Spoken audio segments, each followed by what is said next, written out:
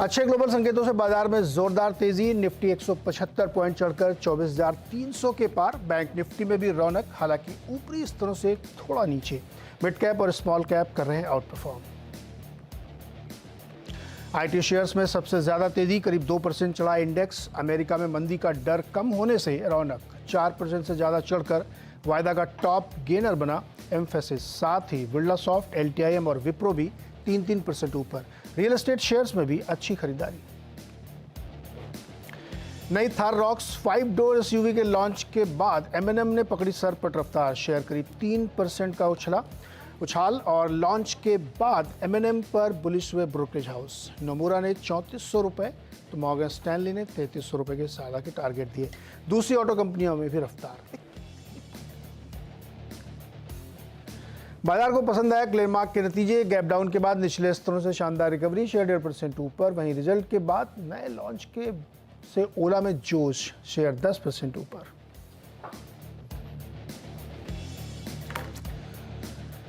स्वागत है आपका ट्रेडर्स हॉटलाइन में। और आज सोशल मीडिया का दिन है तो आप लोग फटाफट अपने सवाल और ज़्यादा से ज़्यादा सवाल भेजें। अपने शहर का नाम ज़रूर लिखिएगा और अपना मोबाइल नंबर बिल्कुल मत लिखिएगा, हमें नहीं ज़रूरत है आपके मोबाइल नंबर की, केवल अपने सवाल को आप ठीक से लिखिएगा, आप जवाब देंगे। और आज के जवाब देंगे मार्केट एक्सपर्ट सर्वेंद्र श्रीवास्तव। सर्वेंद्र जी, बहुत बहुत स्वागत है। पहले तो मार्केट पर एक व्यू, निफ्टी एक समय तो बहुत ऊपर था, लेकिन अभी 85 पॉइंट सिर्फ बचा है। बचा मतलब ग्रीन में है। क्या लग रहा है आपको मार्केट अभी? बहुत बहुत नमस्कार नीरज जी। देखिए, हफ्ते का अंत हो रहा है और आज क्रूशल सेशन है देखिए बाजार का। और सेकेंड वीक अभी तक तो फिलहाल कैंडल हल्का सा रेडी है। थॉट यही है कि तो जो गैप एरिया है 24,500 के आसपास, जो ऊपर में वहां गैप है, उसके आसपास अगर आप देखें तो लास्ट 4-5 सत्रों में आपको दिखेगा कि उन एरियाज पे जाने के बाद किन्हीं कारणों से सेलिंग आती रहती है। टेक्निकल रीजंस है कि मतलब उन एरियाज के आसपास, बिकॉज वहां पे एक थोड़ा सा बेरिश गैप वहां पे है और आई थिंक थोड़ा सा वहां पे मुनाफा वसूली आती जा रही है रेगुलरली। तो अब वो जो लेवल है वो थोड़ा गहराता जा रहा है और उसकी इंपॉर्टेंस अब डे बाय डे बढ़ती जा रही है। तो आई थिंक वही थॉट बना के रखा है कि इनिशियली तो ये 24,000 24,600 की रेंज है, बट इवेंचुअली लगता है कि धीमे धीमे ऑड्स यही हो रहे हैं कि बाद में ये रेंज कहीं नीचे की तरफ टूटेगी और आपको थोड़े और नीचे के स्तर जो हम लास्ट 1-1.5 महीने से हम डिस्कस कर रहे हैं कि भाई 23,000 23,500 तक के लेवल्स भी आ सकते हैं। तो 24,000 का दायरा वो तलवार की धार है जो उसको कहीं अभी तक तो फिलहाल रोके हुए। सो फिलहाल 24,000 24,600 की रेंज, बट ऊपर में देखिए जैसे आज आपने पॉइंट आउट किया कि किन्हीं कारणों से अनएक्सपेक्टेड आ रही है, सेलिंग तो आ रही है वहां ऊपर में। तो आई थिंक ये उन दायरों को निकालना बहुत जरूरी होगा अगर और बुलिशनेस चाहिए। अन्यथा जैसे मैंने बोला, थोड़ा सा नरमी यहाँ लगेगी। बैंक निफ्टी चिंता का विषय बना हुआ है, किन्हीं कारणों से 50,000 के लेवल्स पे उसके ऊपर जाके बहुत ज्यादा टिक नहीं पा रहा है। और यहाँ पे अगर आप देखेंगे तो काफी पांचवा या छठा हफ्ता भी अब ये वीकली नेगेटिव क्लोज आ जाएगा। निफ्टी आपको सेटअप थोड़े अच्छे लग रहे हैं, बट बैंक निफ्टी किन्हीं कारणों से अंडर परफॉर्म करते ही जा रहा है। ओके, चलिए, ये स्थिति है मार्केट की, दिन पर नजर रहेगी। लेकिन सवाल लेना शुरू करते हैं और पहला सवाल ऑस्ट्रेलिया से भेजा है संजीव ने। 2 शेयरों के बारे में जानना चाहते हैं। एक तो टेक्स रेल के बारे में, 500 शेयर हैं, अब इनके बाद लगभग फ्री की कॉस्ट हो गई इनकी। और दूसरा है अशोका बिल्डकॉन, 1000 शेयर हैं, 220 के भाव पर। क्या करें इसमें? 6 से 12 महीने का नज़रिया रखें तो? देखिए, जहां तक अगर कह रहे हैं कि स्टॉक्स इनके तकरीबन फ्री वाले पड़े हैं, तो देखिए इसने एकदम जो रफ्तार पकड़ी है, पहले तो 2011 के पहले अगर आप देखेंगे 2011 2012 वाले जो उसके हाईज हैं, तो उसके बाद 15 आई थिंक 150 के आसपास स्ट्रगल करता था। और अब जब निकल गया है तो आई थिंक क्लियर कट काफी अच्छा चला गया है। लॉन्ग टर्म सेटअप सब यहाँ बुलिश हो गए हैं। तो आई थिंक फ्री वाले स्टॉक्स हैं तो इसमें मेरे हिसाब से तो इसमें इनको बने रहना चाहिए। कोई दिक्कत का विषय नहीं है, क्योंकि multi year multi decade breakouts हैं यहाँ पे। ओके, और दूसरा वाला वो टेक्स रेल के बाद अशोका बिल्डकॉन। देखिए, अशोका बिल्डकॉन में अगर आप देखेंगे तो थोड़ा सा अगर आप देखें तो यहाँ प्रॉफिट टेकिंग चल रही है। मार्केट जैसा है ऑलमोस्ट वैसे ही सेटअप यहाँ चार्ट के दिख रहे हैं। निफ्टी के साथ इसने एक नया हाई मारा अपना, और अराउंड 270 के आसपास जो गया था। आई थिंक वहां से एक करेक्शन, 2-3 हफ्तों का करेक्शन ये चल रहा है। क्रिटिकल लेवल्स इसके लिए ये रहेंगे, जो इसका एक सबसे बुलिश हफ्ता था 4 हफ्ते पहले, उसका लो था तकरीबन 209 के आसपास। आई थिंक वो आंकड़ा इसके लिए इंपॉर्टेंट रहेगा। तो 209 के ऊपर जब तक टिका हुआ है, आई थिंक मोर और लेस करेक्शन ओवर लग रहा है। एक बाउंस आपको वापस 250 260 की तरफ लेके जाएगा। उन उन दायरों में आई थिंक, उन बाउंसेस में आई थिंक थोड़ा यहाँ पे इनको मुनाफा बांधना चाहिए। ओके, अगला सवाल है अभिषेक अग्रवाल का। इन्होंने अरविंदो फार्मा खरीद लिया 1361 पर। शॉर्ट टर्म के लिए स्टॉप लॉस और टारगेट चाहिए इनको। जी। देखिए, काफ़ी पीछे से मल्टी मंथ, मल्टी क्वार्टर एक रैली अच्छी चली है। आई थिंक अपने थोड़े रेजिस्टेंस एरियाज़ के आस-पास प्रोजेक्टेड प्रोजेक्टेड रेजिस्टेंस एरियाज़ के आस-पास कहीं ये पहुँच रहा है। मेरा थॉट ये रहेगा एकदम टाइट रखें स्टॉप लॉस और जो मुझे सबसे सेफ और टाइट स्टॉप लॉस इनके लिए दिख रहा है शॉर्ट टर्म के हिसाब से और मेरा शॉर्ट टर्म मैं बता रहा हूँ 1 से 3 महीना, इनका शॉर्ट टर्म मुझे नहीं मालूम। आई थिंक 1394 के नीचे इनको एक स्टॉप लॉस रखना चाहिए और 1 से 3 महीने चाहे तो ट्रेड में बने रहें। ओके, आप बहुत ही कंजर्वेटिव टाइप के आदमी हैं। 1 से 3 महीना शॉर्ट टर्म, बताओ यार, लोग 2 घंटे का शॉर्ट टर्म रखते हैं। सर, तो वो 2 घंटे के शॉर्ट टर्म रखने वालों के पैसे भी नहीं बन रहे हैं ना, वही तो सेबी मैं तो सालों से बोल रहा हूँ। सेबी ने अब बोलना हुँ, शुरू किया है, एक्सचेंजेस ने बोलना शुरू किया है, डिक्लेरेशन ले रहे हैं कि 70, 80, 90% लोग खाली लॉसेस कर रहे हैं। आप इंट्राडे करेंगे, ₹500 दिहाड़ी है दिन की, उससे ज़्यादा अगर आप कमा के दिखा दें मुझे, मतलब I am talking for majority. एक आध कोई कमाता होगा और वही इतना हल्ला करता है कि लोगों को लगता है कि भाई हम कहाँ रहे जा रहे हैं, हमसे क्या गलती हो रही है। But fact of the matter है कि मैथमेटिकली ₹500-600 से ज़्यादा कैश मार्केट में मैं बोल रहा हूँ क्योंकि वहां के डेटा एकदम क्लियर है। एनएसई कैश मार्केट में अगर इंट्राडे ट्रेडिंग आप करते हैं 500-600 रुपए से ज्यादा की दिहाड़ी है नहीं, उससे ज्यादा एक आम नॉर्मल वर्कर कमा लेता है। तो आप उतना उतना ब्लड प्रेशर, उतना रिस्क लेके क्यों रिस्क नहीं कराएँ? सर, रिस्क इंट्राडे में ज्यादा रिस्क नहीं है, उतना ब्लड प्रेशर आपकी सेहत को नुकसान देके आप 600 रुपए का दिन का कमा रहे हैं, तो आई थिंक आप बहुत बड़ी बेवकूफी कर रहे हैं। अरे भाई साहब, ब्लड प्रेशर सबसे बड़ा रिस्क है, आप क्या बात कर रहे हो? पैसा तो गया बीपी नहीं होना चाहिए। एग्जैक्टली तो अच्छा सेहत चलो, के साथ खिलवाड़, हाँ, इंट्राडे ट्रेडिंग आपके सेहत के साथ खिलवाड़ करता है। आपको अपनी सेहत के साथ खिलवाड़ करना है तो करिए। हम तो 2-3 सालों में मार खा के ही सीख गए थे करियर का स्टार्ट करते हुँ, करते कि अगर हुँ, सेहत का ध्यान रखना है तो इंट्राडे बंद करना पड़ेगा और पैसे बनते नहीं है। पहली बात, अगर पैसे बन रहे हो तो भी ठीक है, कंसिस्टेंट पैसे बनते नहीं है। ओके, बीच-बीच में ये चर्चा हम इसलिए छेड़ देते हैं कि जिससे कि आपका ना थोड़ा दिमाग काबू में रहे कि ये बात ऐसा नहीं, हम पहली बार, हम अक्सर ऐसे छेड़ देते हैं जिससे कि रिमाइंड होता रहे लोगों को कि दोस्त, पैसा कमाने से ज़्यादा उसको बचाना भी ज़रूरी है। चलो अच्छा, राहुल का सवाल लेते हैं। 2 सवाल लेंगे। जीएसएफसी 1500 शेयर 160 पर और रोटो पंप 90 शेयर 350 पर। शॉर्ट टर्म का व्यू पता नहीं कितना लंबा है, लेकिन शॉर्ट टर्म है। जी देखिए, जब भी मुझे कोई शॉर्ट टर्म बोल देता है तो मैं देता अपने दायरे से ही हूँ, अनलेस अनटिल किसी ने स्पेसिफाई किया है। आई थिंक शॉर्ट टर्म के हिसाब से क्वार्टरली सेटअप्स इसके वीक हो गए। उछालों में बेचने की यहाँ पे राय है जीएसएफसी में और मुझे लगता है कि शॉर्ट टर्म में बहुत ज़्यादा मुझे 1 से 3 महीने में 260 के पार नहीं लग रहा है। 250, 260 इसमें जो है वो उसके पार नहीं लग रहा। तो यहाँ पे तो सेल ऑन राइज और रोटो पंप्स की जहाँ तक बात रही, मैं चार्ट्स पुल अप कर रहा हूँ। देखिए रोटो में तो क्लियर कट देखिए, अब यहाँ तो मंथली रेंजेस में अगर आप देखें तो इस मंथ का तो कैंडल काफ़ी मुझे मेरे हिसाब से थोड़ा वीक बनेगा। तो अभी तो खैर दिन बाकी हैं, 10-12 सेशंस 10-12 दिन बाकी हैं। बट आई थिंक मंथ के एंड में इसमें ज़रूर राय लें, वहाँ पे थोड़ी ज़्यादा क्लैरिटी आएगी। फिलहाल मुझे लगता है कि तकरीबन 550, 545 के आस-पास सपोर्ट्स हैं, उनको मॉनिटर करें और महीने के एंड में एक बार राय लें इसमें। महीने के अंत में एक बार राय ले लीजिएगा। रोटो पंप पे 563 पे इस वक्त चल रहा है। चलिए, एक बहुत छोटा सा वेरी क्विक ब्रेक और उसके बाद एक बड़ी खबर भी और बहुत सारे सवाल सरवन जी के साथ। आपका ट्रेडर्स हॉटलाइन में, जैसे मैंने कहा था, एक बड़ी खबर है और वो ओएनजीसी से जुड़ी हुई है। चलिए बताते हैं क्या है। पवन हंस का विनिवेश अभी नहीं होगा। विनिवेश के बजाय कंपनी की माली हालत सुधारी जाएगी। इस खबर पर ज़्यादा डिटेल के लिए चलते हैं हमारे संवाददाता रोहन सिंह के पास। रोहन, पवन हंस का एक संबंध ओएनजीसी से भी है, क्या खबर है, पूरा डिटेल में बताइए।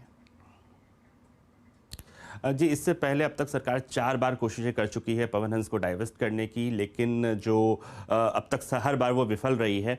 अब जो एक नया प्लान बन रहा है वो है ऑपरेशनल एंड फाइनेंशियल रीस्ट्रक्चरिंग का। कंपनी से मांगी गई है डिटेल्स कि आप बताइए कि कहाँ कहाँ सुधार की ज़रूरत है और उसके आधार पर जो सिविल एविएशन मिनिस्ट्री है वो एक प्रपोजल तैयार करेगी, फाइनेंस मिनिस्ट्री को देगी। जो मुख्य बातें हैं उसमें सबसे पहली जो सबसे इंपॉर्टेंट चीज़ है वो है फ्लीट रीस्ट्रक्चरिंग। अभी पवन हंस के पास कुल मिला के 46 चॉपर्स हैं, जिसमें से कि अधिकतर की एज बहुत ज़्यादा हो चुकी है, कई बार कॉन्ट्रैक्ट्स में दिक्कत आती है। तो करीब 20 नए हेलीकॉप्टर्स खरीदने का प्लान है और वो एक साथ नहीं होगा, वो फेजेस में होगा, अगले कुछ सालों तक होगा, लेकिन इसके लिए पवन हंस से पूरी डिटेल मांगी गई है। दूसरी तरफ एक पायलट्स की बहुत शॉर्टेज है, इंडस्ट्री में भी है और पवन हंस के पास भी है। एक नई रिक्रूटमेंट ड्राइव शुरू की जाएगी पवन हंस से और पवन हंस से कहा गया है कि आप कहाँ कहाँ जो ऑपरेशनल बॉटलनेक्स है उसे आइडेंटिफाई कीजिए और अगले 2 महीने के अंदर हमें बताइए, जिसके बाद एक बड़ा प्लान तैयार होगा पहले कंपनी की हालत सुधारी जाएगी। फिलहाल जो डाइवेस्टमेंट का प्लान था वो जो है वो शेल्व कर दिया गया है, उसे ठंडे बस्ते पर डाल दिया गया है और अगले कुछ समय तक, कुछ महीनों तक कंपनी की जो माली हालत है, ऑपरेशनल स्थिति है, उस पर सुधार करने की कोशिश की जाएगी। ओके, और ओएनजीसी के पास 49% पवन हंस की हिस्सेदारी है। ओएनजीसी चूँकि सी शोर में काम करते हैं, ब्लॉक्स में काम करते हैं, उनके लिए बहुत ज़रूरी है कि वो एक ऐसी कंपनी के साथ टाइप रखे, तो उन्होंने रखा। तो कैप्टिव यूज़ के लिए भी ओएनजीसी पवन हंस के हेलीकॉप्टर का इस्तेमाल करती है। चलिए, बहुत बहुत शुक्रिया रोहन इस जानकारी के लिए, जुड़े रहने के लिए। सरवेन जी, ओएनजीसी व्यू क्या है आपका इस पर अभी? देखिए, लंबी अवधि में तो हमें अच्छा ही लग रहा है, क्योंकि क्रूड का हमारा जो ध्यान है, जो हम रेगुलरली डिस्कस कर ही रहे हैं यहाँ पे 2-2.5 साल से चैनल पे, कि बहुत ज्यादा 70 के नीचे नहीं जाएगा, ना गया है। और ऊपर में वापस बार-बार 2 बार हो चुका है, 2 राउंड हो चुके हैं। तीसरा राउंड मुझे लग रहा है कि 95-100 का लगने वाला है यहाँ पे। और 100 का आंकड़ा तो मैजिकल है ही, उसके बाद क्या होगा वो उस समय देखेंगे, बट किन्हीं कारणों से 100 निकला तो और भी लेवल्स आएंगे। तो लॉन्ग टर्म तो अच्छा है, लेकिन देखिए दायरे, क्योंकि इसी कॉल को करते-करते 6-12 महीने ओएनजीसी के भी निकल गए, और ओएनजीसी उसमें तकरीबन 180-200 वाला तकरीबन 350 हो गया। तो 350 पे एक शॉर्ट टर्म, अब 1 से 3 महीने की बात करते हैं, 12 महीने में तो व्यू पॉजिटिव है। 1 से 3 महीने में लगता है कि जब तक 345-350 के ऊपर नहीं टिकेगा, वापस ₹280 की तरफ आएगा, 270-280 की तरफ आएगा। वहां पे अच्छे रिस्क रिवॉर्ड्स दोबारा मुझे लगता है बनेंगे। तो जिनके पास है वो तो बने रहे 270 के नीचे स्टॉप लॉस लगा के, बट किसी को नया करना है तो 270-280 की रेंज है, जो कि मुझे लगता है नेक्स्ट 1 से 3 महीने में नीचे में आएगी। 345 के आसपास एक डबल टॉप का सिनेरियो यहाँ पे बन गया है मंथली क्वार्टरली चार्ट्स में। ठीक है, तो ओएनजीसी में ये रहा है आपके लिए। चलिए, अगला सवाल लेते हैं धीरेन मेहता का, और इनको टाटा पावर के बारे में जानकारी चाहिए। जी जी। बताइए, टाटा पावर में क्या व्यू है आपका इस अच्छा, समय? उनको अच्छा, कोई इनके लेवल्स नहीं है, ओके। नहीं, देखिए, नहीं। मेरे हिसाब से देखिए काफी चला हुआ स्टॉक है, और क्लियर कट अगर आप देखें तो अब इसने बाजार के साथ चलना मना कर दिया है। लास्ट 2-3 हाइज में निफ्टी के साथ पार्टिसिपेट नहीं किया, वो पहला साइन है कि यहाँ पे वीकनेस है। और अगर आप देखें 460 के ऊपर बहुत ज्यादा टिक नहीं पा रहा है लास्ट 4-5 महीनों से। तो ये मेरे हिसाब से एक शॉर्ट टर्म सप्लाई जोन बन गया है इसका। नीचे में मुझे लगता है कि जो लास्ट फिसला था इलेक्शन के आसपास, दैट वाज अराउंड 374, तो आई थिंक उतने दायरे तो आ ही रहे हैं। 374 375 के आसपास आ रहा है। बट मुझे अगर आप पर्सनली पूछेंगे तो मुझे लगता है 1 से 3 महीने में कहीं 340 350 के स्तर भी ये छुएगा। तो आई थिंक एक साइडवेज जोन में चला गया है, अपनी तेजी को पहचानने की कोशिश कर रहा है, और वो दायरा बन रहा है तकरीबन 350 से लेके 450 तक। ओके, अमित शर्मा अलीगढ़ से, इनका सवाल ये है कि इंडिगो एविएशन के, इन्होंने इंटरग्लोब एविएशन के 4300 रुपये पे 50 शेयर खरीदे हैं 1 साल के लिए। स्टॉप लॉस और टारगेट चाहिए। देखिए, अभी मैंने इनको जो अभी जो हमने क्रूड पे चर्चा की, उसके हिसाब से तो मुझे लगता है सारी एविएशन इंडस्ट्री को आई थिंक थोड़ा प्रेशर रहेगा नेक्स्ट 6-12 महीने। अगर क्रूड जैसे चला, जैसे हमें लग रहा है, तो मेरी तो राय रहेगी कि उछालों में यहाँ से निकले। और हाई बीटा स्टॉक है, देखिए बड़ा commodity driven high beta stock है, और काफी पीछे तक चला हुआ है, बहुत लेट आए हैं ट्रेड में। अगर यही चीज मुझे 3035 पे पूछ रहे होते तो शायद मैं बोलता बने रहिए, बट जिस भाव पे ये आए हैं, यहाँ पे बने रहने में औचित्य नहीं है, उछालों में निकले यहाँ से। ओके, ये राय बन रही है। अजय जैन पटियाला से, HAL खरीदा इन्होंने 4800 रुपये पर, अभी शायद 3900 है क्या भाव? दिखाइए जरा HAL का भाव क्या चल रहा है इस समय। 4700 है भाई अभी। तो क्या करना चाहिए इनको? स्टॉक वेरी लेट ट्रेड, मतलब good stock very late timing, यही मैं बोलूंगा। अब देखिए, इतना डार्लिंग स्टॉक है कि लोग चाहते नहीं कि गिरे, और ये चलते रहता है, थोड़ा थोड़ा इसमें लोग आते रहते हैं। तो उस हिसाब से देखिए, 1000 वाला ऑलरेडी 5000, ऑलमोस्ट 5000 जाके 5000 या 6000 जाके आया है तकरीबन तकरीबन। तो आई थिंक इनकी टाइमिंग थोड़ी सी यहाँ पे ऑफ है। बाकी स्टॉक अच्छा है, करेक्शन में हमको भी मन है लेने का, लेकिन करेक्शन अभी तक आया नहीं है, आ नहीं रहा है, तो इसलिए अभी वेट कर रहे हैं। तो मेरी राय तो रहेगी, देखिए एकदम टाइट, या तो कॉस्ट के आसपास स्टॉप लॉस लगा लें, या तो कहीं उछालों में निकलने की भी कोशिश करें। बहुत चला हुआ स्टॉक है। ओके, और SRF पे क्या राय है? रितेश तिवारी ने खरीद रखे हैं 2490 पे 50 शेयर। देखिए, SRF तो बहुत ही हाई बीटा, और मैं मान के चल रहा हूँ कि ये बहुत हाई बीटा हाई रिस्क खेल लेते हैं। यहाँ तो मेरी राय रहेगी कि भाई देखिए, अब आप इसको, ये चार्ट एक क्लासिकल चार्ट है। जब मैं पढ़ाता हूँ तो मैं इस तरह के चार्ट रेगुलरली दिखाता रहता हूँ कि इस चार्ट में खाली बने रहने से कोई फायदा नहीं था। अगर आपने इसको खाली 2022 से ट्रेड कर लिया होता, तो तकरीबन 2700 से लेके नीचे में 2100 तक 600 पॉइंट की एक रेंज जो बनी है, उसमें 11-12 मूव कर चुका है। तो अगर आप खाली बुलिश 5 मूव खेल लेते तो 600 इंटू 5 3,000 रुपए आपके ट्रेडिंग में बन जाते। आप बेरिश अगर 4 मूव नीचे के खेल लेते तो 600 इंटू 4 2400 आपके ट्रेडिंग में शॉर्ट साइड में बन जाते। टोटल मिला ले तो तकरीबन 5400 पॉइंट का मूवमेंट कर चुका है, लेकिन वीवैप फ्लैट है। नेट मूवमेंट अगर आप इसको 2022 से लेके रखे हैं तो 2500 का 2500 ही है, बट उसके बीच में 5400 पॉइंट का मूवमेंट कर चुका है। देखिए कितना बड़ा एक्साइटिंग ट्रेडिंग जब होती है, तो 2 टाइम्स आप ट्रेड कर लेते हैं इसको खाली बने रहने के बिना। तो जो लोग बोलते हैं ना लेके बैठे रहिए, उनके लिए प्रॉपर एक केस स्टडी है कि लेके बैठे रहने से कुछ नहीं होता, थोड़ा थोड़ा लेते बेचते रहना पड़ता है और आप शायद कॉस्ट से भी डबल कमा लें। 2400 का स्टॉक, 5000 पॉइंट का मूवमेंट, मतलब मैजिक है। तो करिए, ट्रेड करिए इसको। 2700 के ऊपर जाता नहीं है, 2100 में बार बार मिलता है। जब तक 2700 के ऊपर नहीं जाता तब तक हमेशा 2700 पे बेचना है और 2100 में लेना है, यही इसमें कॉल है। फिलहाल बीचों बीच चल रहा है तो कुछ मत करिए। 2100 में लेना है, 2700 में बेचना है, बीच में चल रहा है इसलिए कुछ नहीं करना है। जी, 3 साल से यही चल रहा है, 2.5-3 साल से यही चल रहा है। ओके, मृणाल हल्दांकर, इन्होंने मैंगलोर से सवाल पूछा है। इनके पास ट्रेंड के 500 शेयर 884 रुपये प्राइस के हैं। होल्ड करें, सेल करें, प्रॉफिट बुक करें, क्या करें? कभी आप जूडियो के स्टोर में गए सरवेन जी? नहीं, बहुत बढ़िया। आई थिंक हमारे घर के आसपास ही 3-4 स्टोर बन चुके हैं अब। जूडियो तो जूडियो के?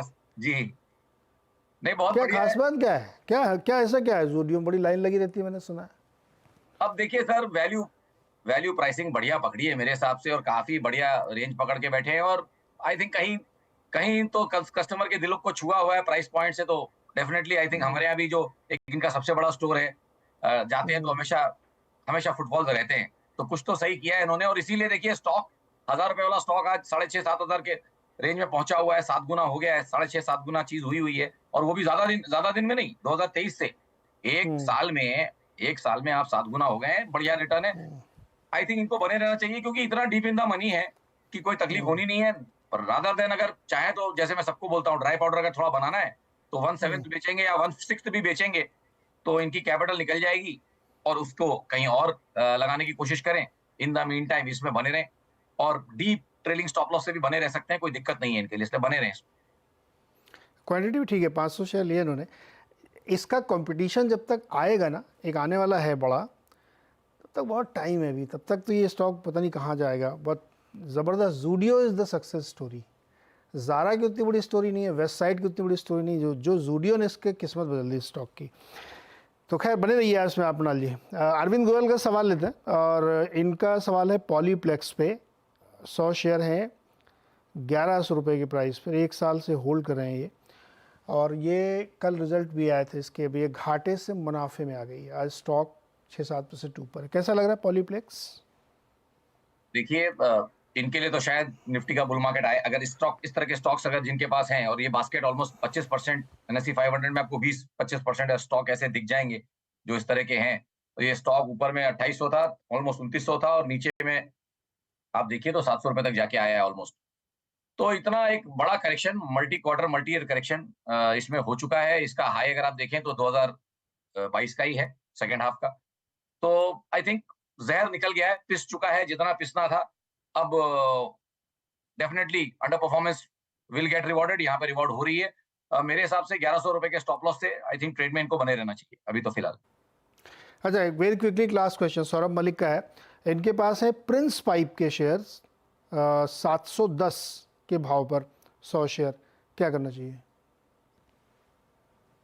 जी देखिए, यहाँ पे भी देखिए जिस तरह का सेटअप चल रहा है, यहाँ पे भी एक लॉन्ग ड्रॉन करेक्शन ही चल रहा है मुझे लग रहा है। और इसका भी हाई देखिए, इसका ऑलमोस्ट यूक्रेन हाई वाला जो 2021 का हाई था वो इसका है, जहाँ ये तकरीबन 700 रुपए के आसपास था और नीचे में 500 तक जाके आया है ऑलमोस्ट।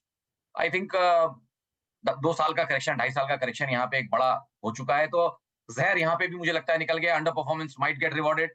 तो मेरा थॉट तो ये रहेगा कि फिलहाल ट्रेड में बने रहें।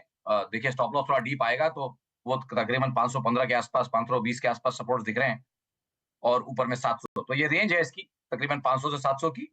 अब बीचों बीच अभी फिलहाल चल रहा है, बने रहें। और करेक्शन पूरा हो रहा है ऐसा मेरे को लग रहा है, और नेक्स्ट लेग ब्रेकआउट ऊपर ही आएगा तो इनके पैसे बनेंगे। ओके सरवेन जी, 10 सेकंड में एक जवाब दीजिएगा, 10 सेकंड से ज़्यादा नहीं। इसलिए ले रहा हूँ सिर्फ कि इनकी ट्विटर आईडी बड़ी शानदार है। उन्होंने लिखा है फर्जी पत्रकार। जी ये LT फूड्स पे जानना चाहते हैं। 1625 शेयर रखे 171 पे। नहीं, इनका स्टॉक का नाम कट गया सर, सॉरी।